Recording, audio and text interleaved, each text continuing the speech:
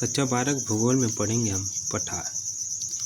पठार क्या चीज़ होता है? धरातल की विशिष्ट स्थल रूप जो अपने आसपास की जमीन से पर्याप्त ऊंचा होता है, जिसका ऊपरी भाग चौड़ा तथा सपाट हो पठार कहलाता है। तथा विश्व का सबसे ऊंचा पठार पामीर पठार है, जिसे दुनिया की छत कहा जाता है, जो निम्न प्रकार की होती है। पठारों का वर्गीकरण।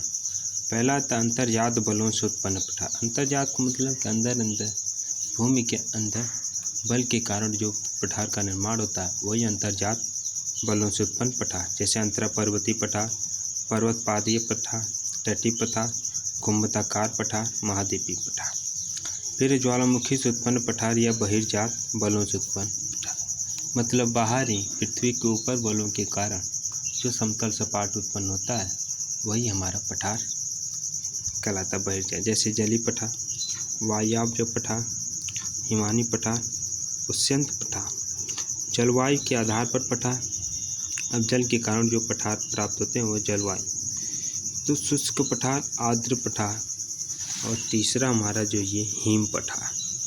अब हम जानेंगे भारत के प्रमुख पठार कौन कौन से हैं। छोटा नाग का पठार, रांची का पठार, हजारीबाग का पठार, कोडरमा का पठार, मेघालय या शिवलांग का पठार।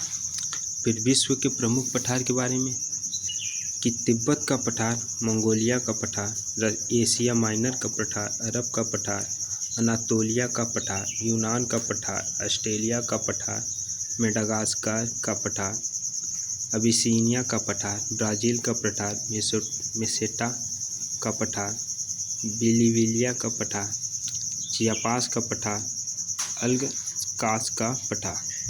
फिर हम जानेंगे पठार का महत्व। मानव जीवन में पठार बहुत उपयोगी है, जो निम्न है। जैसे खनिजों के भंडार में देखा जाए, विश्व के अधिकांश खनिज पठारों से ही प्राप्त होता है। जिन खनिजों पर हमारे उद्योग कच्चे माल के लिए निर्भर हैं, पश्चिमी ऑस्ट्रेलिया के पठार में सोना, अफ्रीका के पठार में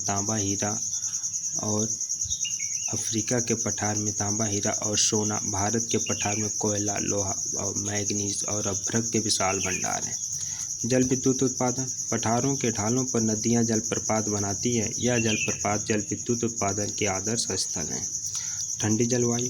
उष्णकटिबंधीय क्षेत्रों में पठारों के ऊंचे भाग ठंडी जलवायु के कारण यूरोपवासियों को आकर्षित करते रहते हैं, जहां रहकर उन्होंने अर्थव्यवस्था का विकास किया, और जैसे दक्षिण और पूर्व अफ्रीका।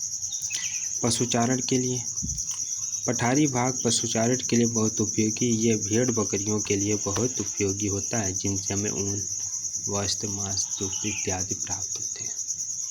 तो ये रहा। अगर इसमें कुछ नहीं समझ में आता तो आप मुझसे पूछ सकते हैं।